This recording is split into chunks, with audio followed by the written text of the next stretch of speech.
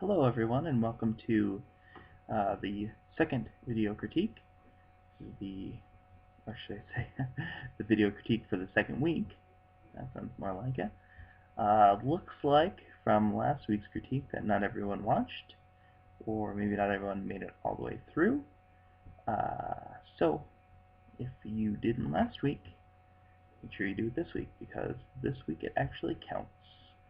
It's going to go towards your participation grade for this week, and yeah, if you don't do it, it's going to hurt a little bit on the grade. So yeah, let's begin here. Let me see. Alright, I'm going to shift over to here, and I'm going to start here by just looking at her overall images, like what the image quality is, in terms of both image quality and, mechanics of the image. And then we're also going to look at how well she fulfilled the requirements of the assignment. So starting off here, taking a look at these images of your dog, it looks a little bit like what we saw last time. Same sort of lawn in the foreground, dog in the middle, and fence in the background. I actually liked it a little bit more last week because there was more of this dramatic line of shadow that kind of cut through the foreground, and the dog was right on the edge of that. So it was a little bit more of like a visual tension. That was kind of cool.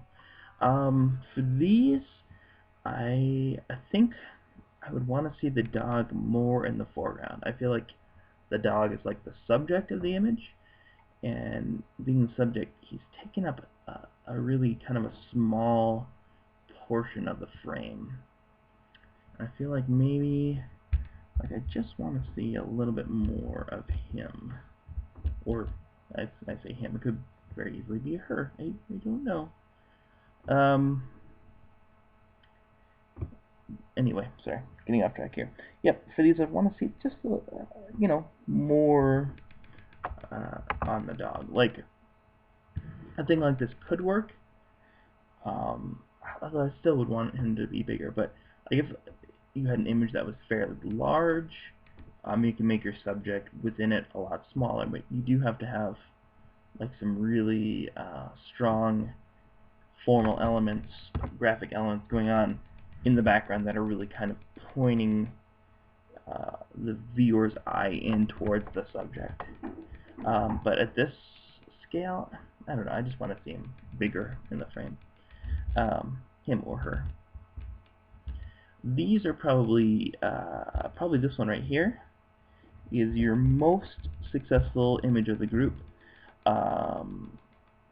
It's got really good depth of field. Again, probably coming from the fact that it's very close to the camera. You also have some nice things here.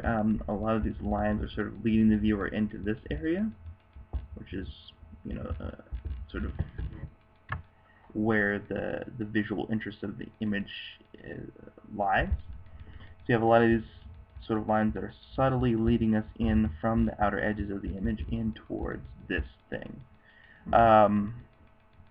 So yeah, it also is really well composed. If you think about the rule of thirds here, you imagine those lines of thirds coming down and lines of thirds coming across, and this is right in a nice spot for that. So if this was more centered up vertically within the image, it just wouldn't have that same sort of visual thing that's going on here, sort of visual impact, visual thing. So, continuing down, yeah, I definitely think that first group, the one I just pointed to there, was the best. Yeah, I'm gonna stick with that. So, as I'm going through here, I noticed a little something here that is a bit off. So, for this assignment, the idea was that you would shoot 4 sort of distinct scenes, setups, whatever. And then within those 4, you would do pairs of images for each of the 4 settings. So you would want, what she's got here is more of like she's got 4 in a row that are all sRGB, and then below it 4 in a row that are all Adobe RGB. And really what you'd want is sRGB first, then Adobe RGB, and then so on and so forth through the rest of the settings. So rather than having 4 of the same settings, so you'd want sRGB, Adobe RGB, followed by a raw image, and then a small JPEG, followed by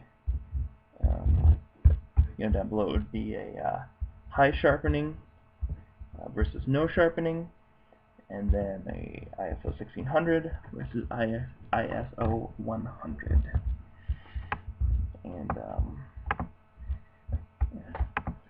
And so it looks like you maybe got a little mixed up on that part.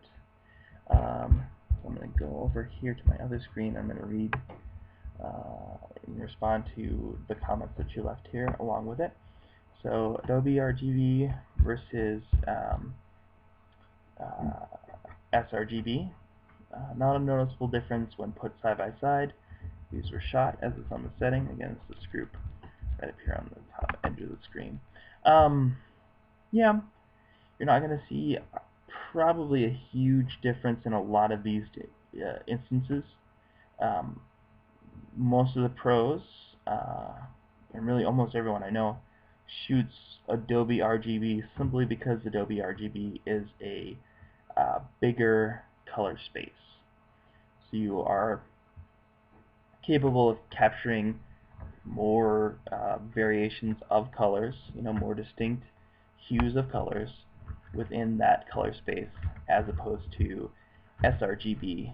The shapes of them are also slightly different, so that there is a small area where sRGB actually has a little bit better definition than Adobe RGB, but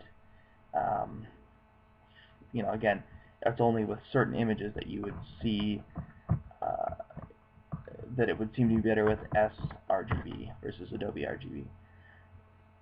Again, Adobe RGB, bigger color space, that's the way to go. Same thing with RAW versus small JPEG. Again, you can kind of see it like just in the difference in clarity between this image and this image. There's like more depth here, and even slightly a little bit more sort of vibrance, contrast, just coming from the fact that there is so much more here. That this image has a richness that comes from simply being a larger, more detailed image. Let's see. So she says here, it's insane to see how many photos you can take when you put it on JPEG mode. Yeah, that's because they are super tiny. Okay, if it's going on the wall, if it's for going on the wall, like or like stuck to the front of your fridge. If it's stuck to your fridge door, shoot it small JPEG. That's what I do. I don't shoot like a ton of raw images of like my kids or like like family reunion or whatever, because they're just never going to be that big. But for this class, for our stuff, for any place where you want to look like a professional, all the way raw. Yes. Basically, when she shot this image and when she shot this image, the camera took in the same amount of information. The difference was, here, it just held onto it, stored all of it onto the memory card, and here, it threw away about 90% of it, kept that one small little bit, applied, a few developing things to it. You can, all the stuff that the camera did here, you can do on your computer at home by using, by opening that raw image in Adobe Camera Raw, and then just applying that stuff yourself. The difference is, you still have that. Like if you decide you don't like an effect or something that you did in processing, you got it in your pocket. You can always pull that original raw back out, start over from that image. Whereas this guy down here, all that stuff's gone. Your camera threw it away the second after you hit the shutter release and it took the picture. So high sharpening versus no sharpening, not a huge difference, but you can tell which is which. I absolutely agree. You can even see it a little bit here. Again, it's like you're seeing it a little bit in these sort of dark areas here. That just don't look as distinct or sharp in here. Again, if you're shooting raw, it's questionable how much of that will actually get applied, because it's sort of a processing thing that your camera will do. Again, with raw, minimal processing, I don't know. And it's also a thing that you can do. You can do that in Photoshop. So I don't know. Again, we're just exploring, differences between these settings. So finally, highest ISO, 1600 ISO versus 100 ISO. This is actually based on a thing. You used to be able to buy different types of film, and the high ISO film, essentially, to put it in simple terms, was more sensitive to light. I don't really want to get into like how, but it was able to take an image in lower light setting, and that's sort of how it transferred here into digital, even though, I mean, it's not like a different film. You're still using the same sensor. It's not like you switch out sensors when you switch to ISO. But the advantage to ISO 100 is that, yes, it's going to take longer to make an image versus ISO 1600. Again, in normal light, that's not going to look like a big difference, but it will take slightly longer. The difference is that here you are getting more depth, more detail here. With the ISO 1600, you're getting,